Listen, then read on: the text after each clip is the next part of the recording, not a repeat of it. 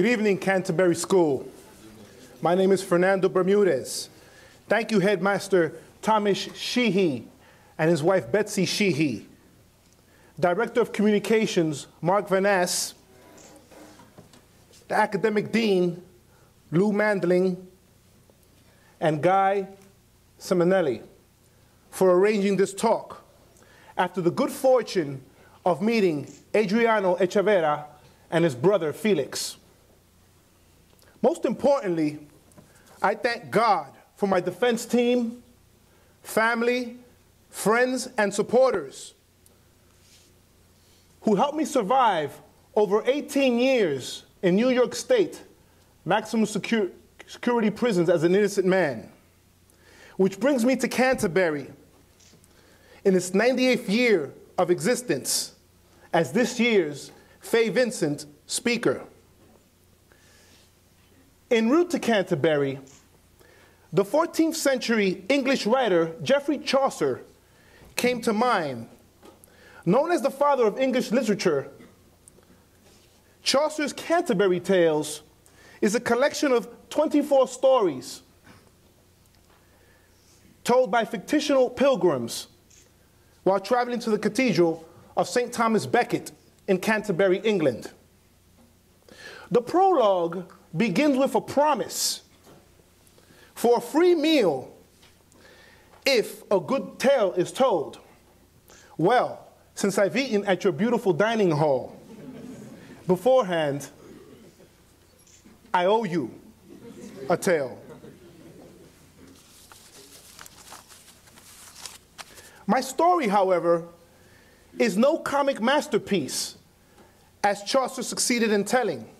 Rather, it's more like a saga, as Mr. Van Ness put it, whose cold reality slapped me one summer evening. On August 6, 1991, detectives arrested me in front of my parents' home, which I shared with my 4 younger siblings in Washington Heights, New York, Upper Manhattan. As my mother screamed, detectives removed their guns from my head, squeezing me into a squad car. One burly detective elbowed me and said, "Sorry to interrupt your night," while another, quite curtly, in a Bostonian accent, remarked, "Let's move this car. We got business." Our caravan sped off.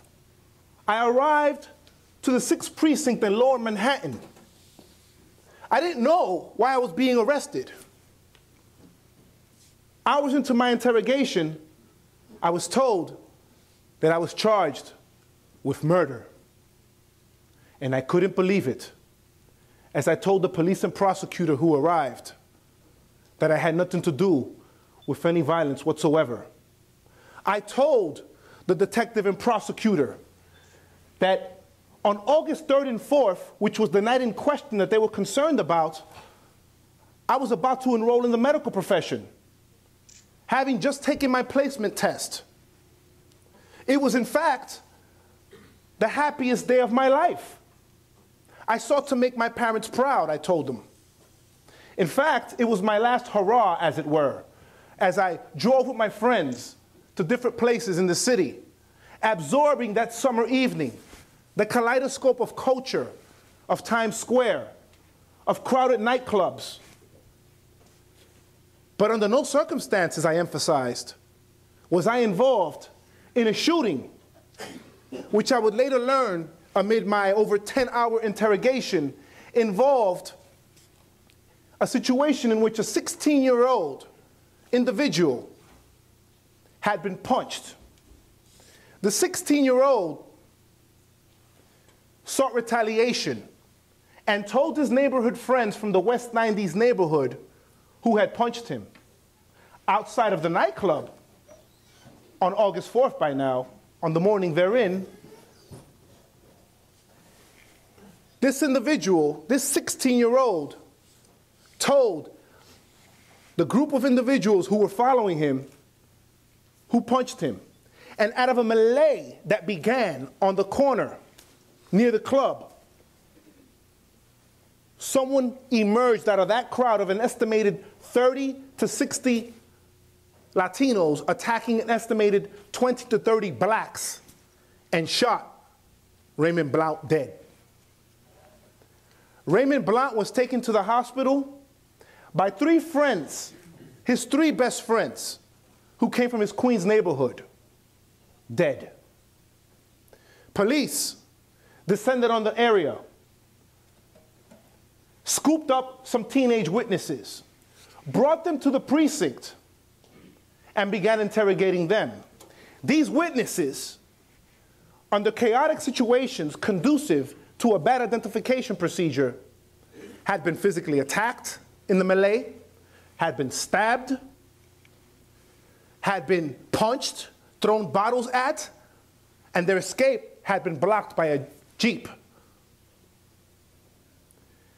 At the precinct, they were then hungry, tired, and traumatized, brought to another precinct where they began identifying pictures in an unsupervised room where detectives would later admit they were allowed to freely discuss photographs that were on file. One teenage girl, 17-year-old young lady, picked my picture and said that I resembled the perpetrator after having picked 2 individuals who she said resembled the perpetrator. And she shared my picture illegally with the other witnesses, which contaminated the identification procedure. Mind you, by now, the shooter of Raymond Blount had been tentatively identified as someone else. But 3 friends of the deceased had picked the person who was responsible, the 16-year-old. But they said, this man, Fernando Bermudez, is not him who shot our best friend. That was because shortly thereafter, I was made to sit in a lineup rather than stand up because I stood 6'2" and weighed 220 pounds versus the description by all the witnesses of the perpetrator standing 5'10", weighing 165 pounds. I knew something was wrong as I was told to stay sitting. And the police detectives in their plain clothes elbowed and joked around with each other, as I was the only person there who was not a police officer. I repeatedly told the police and prosecutor that I had no involvement with this. 3 friends of mine who were with me on the night in question came to the police precinct and confirmed my alibi. But I wasn't believed. Because I was misidentified by this 17-year-old young lady in a contaminated identification procedure, and because I refused to plead guilty to something that I didn't do, I was sent to the Manhattan Tombs in Lower Manhattan, where I was placed in a crowded, smelly bullpen that reeked of urine, vomit, and defecation. From the Tombs, I was sent to Rikers Island. Rikers Island, as I feared, was a living hell. I found myself suddenly surrounded by 14,000 inmates and a big, large-scale riot which was still simmering from the year before. People at Rikers Island were fighting over the telephones, cutting and stabbing each other, vying for control of black market operations. And I just prayed that I could get out of there, as I was stuck in a dorm while my case slowly made its way to trial. I slept with one eye open and one eye closed, because in a dorm, I had to watch my back, because anything could happen.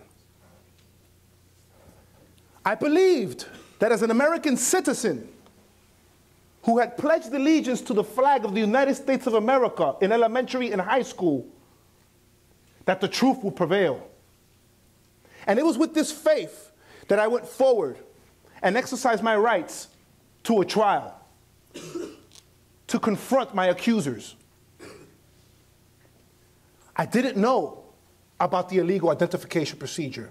I did not know that the 16-year-old witness had in fact, ladies and gentlemen, told the police and prosecutor who the real perpetrator was. And that the police and prosecutor, until the trial, had not investigated. That is to say that they acknowledged in open trial that they did not investigate my case. So here it is, this 16-year-old witness lying and saying that I'm someone else, someone that I'm totally not, despite the police and prosecutor knowing my characteristics and whereabouts as totally different than from what their star witness, who cut a deal in order to escape prosecution, had told them. Moreover, some of the witnesses had criminal records which had been dismissed on the eve of my trial in exchange for their own criminal background, unrelated to this case, getting dismissed. I testified on my behalf, as did my character and alibi witnesses, and 3 friends of the deceased who said, this man did not shoot our best friend. But because of the entrenched lies in my case, I was found guilty. A jury in February 1992 declared me guilty, to the gasp of my mother. And I believed that the truth would nevertheless prevail, because as a result of these key leads emerging from the trial, key leads which the prosecutor had suppressed and not turned over in time for my lawyer to make use of an investigation before trial began, I believed that my sentencing would be postponed. That is because a private detective, former homicide detective, had begun working pro bono on my case, and he went into the West 90s neighborhood, and he started finding out evidence of my innocence. He started finding out that the State Star witness had lied. In fact, the State Star witness admitted that he lied by now. And so I thought that my sentencing would be prevented. But unfortunately, the judge, Justice John Bradley, refused to prolong my sentencing. And a resounding pound of the gavel, he sentenced me to 23 years to life in New York State maximum security prisons. And all I remember was my mother's horrified face, as if she had seen the face of Medusa herself, frozen in terror. And my father yelling at the prosecutor that the truth would prevail. My brothers and sisters crying on the floor in an eerie stadium wave of grief. I almost fell, but handcuffs lifted me up quite quickly and took me from Rikers Island to my first maximum security prison. From Downstate Correctional Facility, I ended up at a classification center. My civilian clothes were now stripped. I was given State Green issued clothing. My number became 928325. I was spread with lice spray and liquid and doused with water so cold that it felt like an ice pitcher of water had been poured over my head. I sought to maintain my composure, believing that the truth would prevail. But my next stop was Elmira Correctional Facility in upstate Chemung County, my first real maximum security prison, where trouble from Rikers Island and the over 2,500 stabbings and assaults, violent assaults that had occurred there, were now, for revenge, carried over into New York State maximum security prisons. When I arrived, shackled, manacled, with a bunch of men, the place had an industrial revolution feel to it, as machines cranked metal and spewed sparks and smoke. But that wasn't the only loud noise that was disturbing. Men were screaming. There was hysterical laughter from people who were deranged because they couldn't get their medication on time to handle their mental imbalances. People were defecating right next to me. Fights were breaking out in the dining hall. The noise was so unbearable that for the first time in my life, I considered killing myself. I was catching delusions in this 6 by 9 foot cell, an imaginary noose beckoning to me to end my misery, what Ernest Hemingway called the big way out. But because my family loved me, because I needed to prove something, I said no. And I'm glad I did. Because as I was shackled from that prison and brought to my next maximum security prison, I saw, right before I left, another young man being carried out who did kill himself. And I was so glad that I didn't do that. Because what impact would it have on my parents and everyone else who cared? Instead, what I started doing was writing. I started writing for an attorney because by now I had no more money for an attorney. My father had gone on a quest, and he found an attorney through a judge who recommended an attorney who had just graduated as an attorney. She was a babe at age 50, soaking wet at 100 pounds, possessing the voice of a teeny bopper and the energy of a hummingbird. Yet she had the courage of a Joan of Arc, as she sought to reveal the holy grail of truth in this case. Leaving her Westchester estate, she trampled the housing projects of the Lower East Side, Upper Manhattan, Queens. And what she found was a bunch of teenage witnesses who were yearning to tell the truth, whose conscience was not letting them sleep. And these witnesses revealed the reasons why they were threatened, coerced, or pressured into purposely identifying me. Armed with this evidence, we entered the courtroom of Judge Bradley once again. But he laughed at her, refusing to test the evidence. And this would happen time and time again.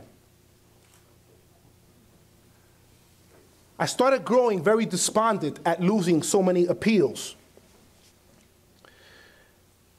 I was a pilgrim in this new land, now trying to make my way to freedom. And I sought to survive in certain ways. As Shakespeare in As You Like It put it, great is the use of adversity, which, like a toad, ugly and venomous, yet wears a crown on its head.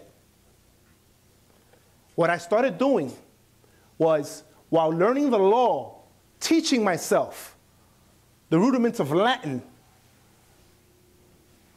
I established, you could say, my own copperly library in my cell. I had so many books, but the reality of me using my hunt and peck method in my typewriter to write legal letters for anyone to help me beyond Marianne Cbury, this attorney who had taken my case pro bono, was often disturbed through a cell search. In my cell, with close eccentricity, I would arrange my cell with a level of feng shui, the Japanese art of harmonious arrangement of living conditions. But when officers descended in my cell, they would leave it looking like a tornado had ransacked it. And I would grow very depressed as I laid in that 6 by 9 foot cell. So depressed that by the late 90s, I spoke to Marianne DeBarry by phone as she consoled me. But the problem was that she was becoming a dream merchant, it seemed, who was peddling hope and for which I had no more currency. I looked up at the sky one snowy evening, questioning my very existence as to how I lost another appeal in the late 90s. And I felt like giving up on God. I was in prison for a crime I didn't commit, having been physically assaulted. When I saw my family after prison visits, the joy that I shared with them was quickly replaced with the cold reality of being strip searched and having to show my butt to a correctional officer. This humiliation was weighing heavily on me. But as I spoke to her, and she just babbled on about God and everything, and I just was like incoherent about it because I was so depressed, something happened. A snowflake dropped on my shoulder in that cold prison yard. And then another. And I looked at the snowflake. Each one was unique. Each one was different. Certainly, there had to be an architect of this universe that was beyond my comprehension, and therefore a reason to the very existence as to that I was living in prison. I looked up at the sky, that dark, inky sky, and I saw a mini campfire burning, a star. And I said, God, help me get out of prison. Help me get out of prison because I'm innocent. I didn't do this. Help me, please. And by 2000, he gave me the strength to continue going, to continue writing letters in a computer program where I cranked out letter after letter, hunched over that computer. And people started answering my cries. I obtained a new team of attorneys. Unfortunately, at first, one attorney wanted $15,000 in order for my case to proceed. Because now the next arena was federal court, where I start to attack the constitutionality of my conviction. How could I pay this attorney? My parents, now spent, exhausted from years of stress, along with my wife and children, took a loan, but they couldn't complete the $15,000. I got the idea as a way to support my family that if I sold clothes in prison, I could help pay for this attorney. I had already saved some money by practically starving myself and working in the mess hall, where I swept floors, cleaned dirty food grates, cleaned Titanic kettles for a meager pay of 38 cents an hour, working overtime for this meager salary, telling an officer with a wink, please let me get some food so I could take out, so that therefore I couldn't spend my own money at the prison commissary, money which I saved. So what I did was, I bought clothes wholesale, and I started retailing them in prison. Suddenly, I'm the prison haberdasher, selling sweatpants, socks, underwears, t-shirts, sweat hoods, dress shirts, which I bought as low as $5 and retailed for up to $15 to $20. But I didn't receive physical cash. What I received was stamps and cigarettes, commissary items, such as Tide detergent, cosmetics, toothpaste, which I sent to my wife to help her in the near homelessness that she at times was facing while dealing with the poverty of our situation. But it helped pay my lawyer, so much so that at one point I sent my lawyer several thousand stamps, which she accepted as final payment. We entered federal court in 2002. My efforts were paying off. I'm back in court. And this federal judge, unlike the previous state court judge, has now requested that all the witnesses come forward to federal court. The witnesses, one by one, stated the reasons why they lied. This is a dawning of the new day. I'm going home, I thought. As I left, for the first time, a cell which I was forced to be in with another man. A cell where this man was so delusional that you could see his silhouette, his tongue sticking out in the middle of the night, with the glimmer of light that shone through our cell bars. And so when I arrived, I patiently waited, believing that the truth would prevail. A book came out about my case, published by NYU Press. We sent it to the federal judge. Here, look at this. Let that nod you in the right direction. But by 2004, I was denied in federal court. And I was devastated. So devastated that I needed to see a psychologist.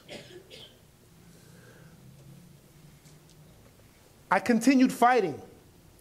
Despite my faith wavering, I joined the choir and I sang praises to God, believing that faith, as Martin Luther King says, is that dark staircase for which when you can't see the next step, you take it anyway. And I went against what I was seeing and thought about the faith and substance of the evidence not seen. Despite losing another appeal on my federal level, I didn't give up. I continued fighting and I continued writing. All the attorneys had failed, but I found a new team of attorneys as a result of continuous diligence in writing. I had an attorney who had the idea that if we used the favorable part of the federal judge's decision, which was in my favor, but failed to overturn the complete conviction, then we can go back to federal court and begin a process. I said, after 10 appeals, how are we going to do this? She said, well, I can't do it alone. I will get you a team of attorneys who can. She got me her law professor husband from Seton Hall Law School.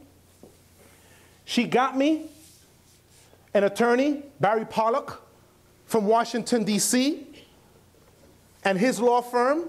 She got me a former U.S. attorney and chief prosecutor for the Southern District Courts of the United States, Alan Kaufman, to join my team from the law firm of Kelly Dry. In addition to the Innocence Project in New York, Davis and Polk, Centurion Ministries in Princeton, New Jersey. And together, we entered court, believing that this angle would work. Now, by 2006, my case was already receiving national attention. Court TV had aired my story. Rallies were happening downtown in Lower Manhattan with Free Fernando signs in freezing temperatures. The New York Times covered my case, front page. MSNBC ran a national story. This, unbeknownst to myself or any of my defense team, caused a certain nervousness in the district attorney's office. They had, in fact, began doing what they should have done in 1991. That is to say, they began conducting an investigation. What they were trying to do, however, was incriminate me with the key leads that their star witness had told them. But those key leads, in us having already proved that he was lying, upon their investigation, proved my innocence even further. But we didn't know any of this because they hid this evidence. So the judge, now a new judge, Justice John Cataldo, prevented the district attorney's office from conducting any more so-called investigations. Too little, too late, he said. And in 2008 and 2009, my case proceeded full force into the New York State Manhattan Supreme Court before this new judge.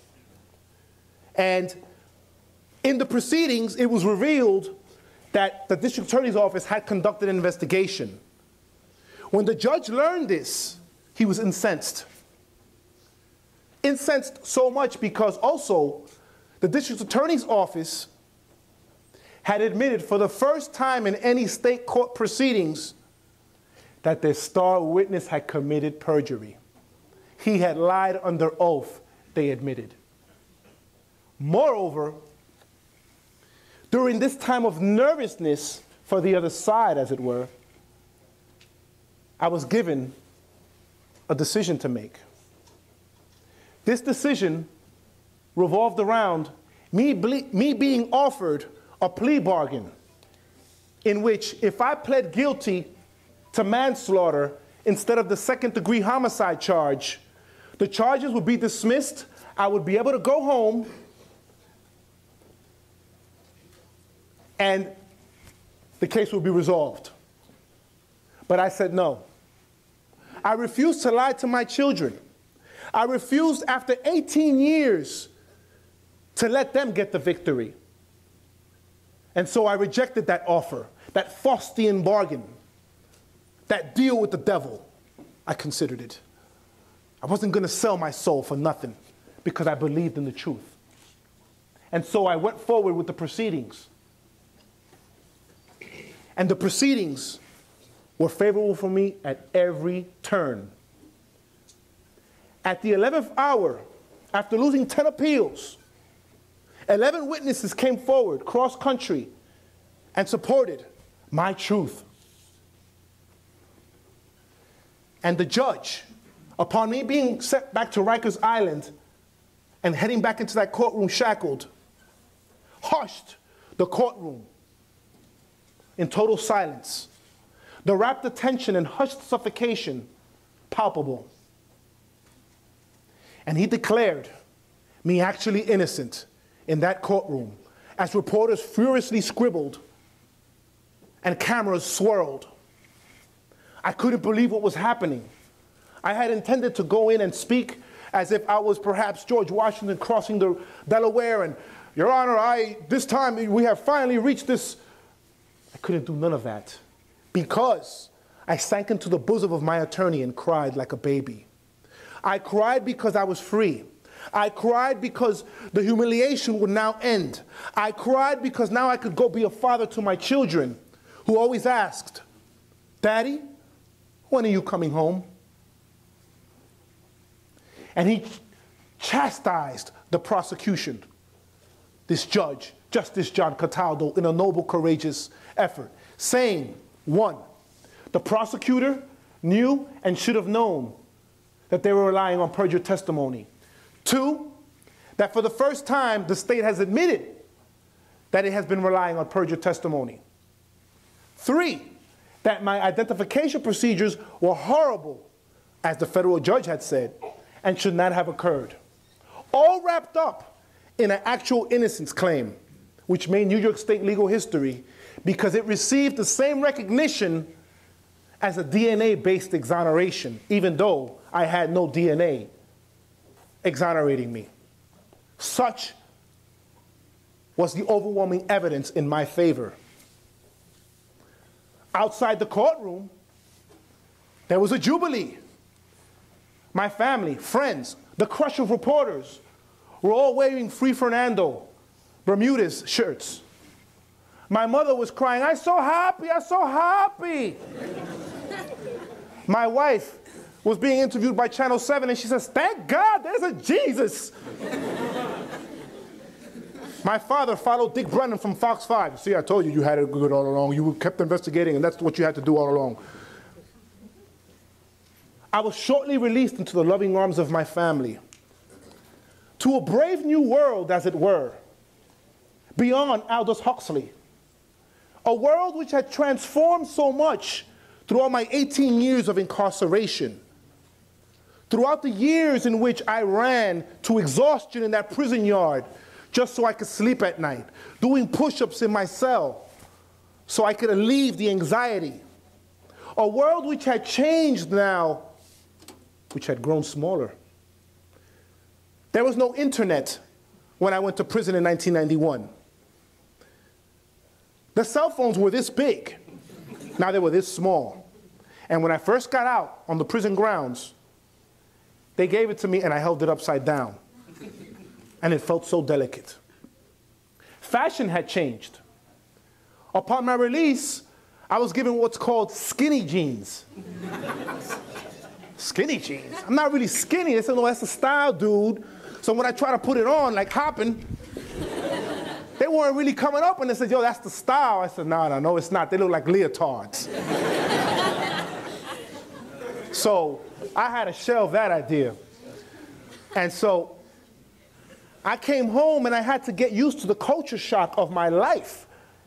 The culture shock, as sociologists would say, to the adaptation of a new climate. I had to acclimate myself to a new world. And I didn't realize that in night draft bags of countless books that I took with me, out of the much property that I left in prison, I carried with me something else. And that was post-traumatic stress disorder. I didn't think that it would invade my life. But I realized that I couldn't forget what I saw. Men being stabbed with sewing machine efficiency and speed. Police, correctional officers attacking other inmates to the point where they looked like the Elephant Man. I couldn't forget that. It came in my dreams. I would wake up in the middle of the night still thinking as if I was an inmate still being counted in prison. Bermudez, on the count, on the count. I found myself in my son's room, a room like my cell, small and cramped, at times preferring that room, until my wife would say, Fernando, get out that room, you're not in a prison cell anymore. I found myself having heart palpitations. I found myself having difficulty even crossing the street, making choices in department stores as the colors dazzled me with so many choices and selections. I started seeing a psychologist who diagnosed me with this condition. I continue seeking therapy. I've been able to continue with my life, and I'm dealing with the responsibilities of being a father to 3 children and a husband to my wife. My 3 children, my eldest daughter no longer living with us, now leaves me with the responsibility of my immediate 2 children. My daughter Carissa is aged 10. And as her show says, in The Wizard of Waverly Place, everything in life is not what it seems.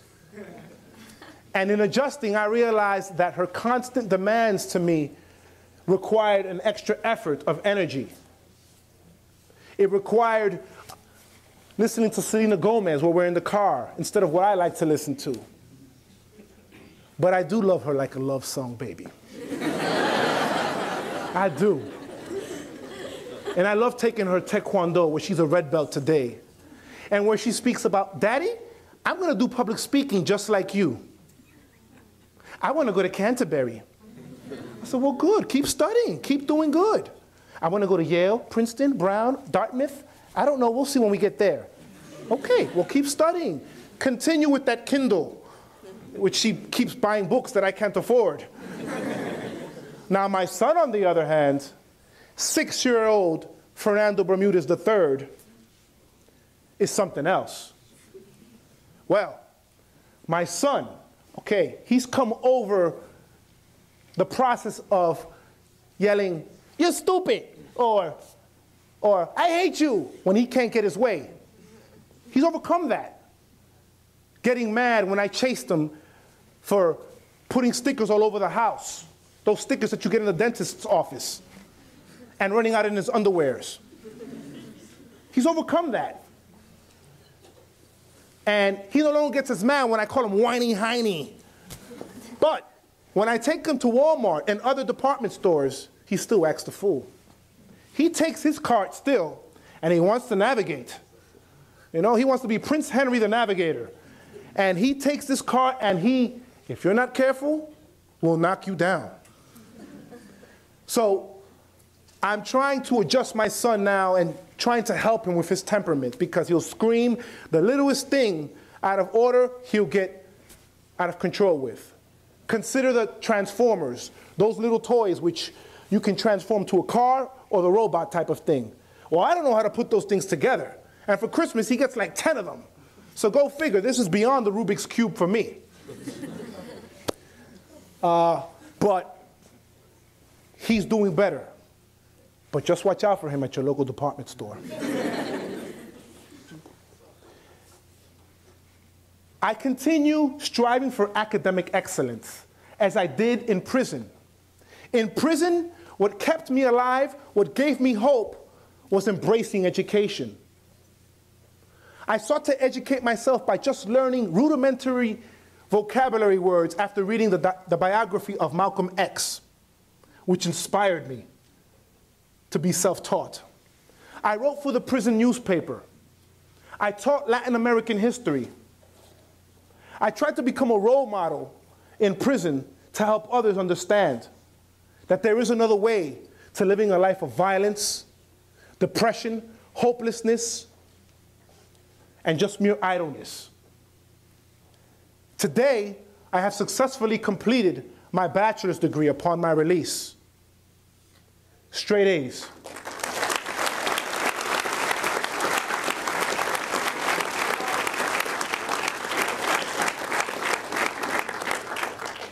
Set to graduate summa cum laude.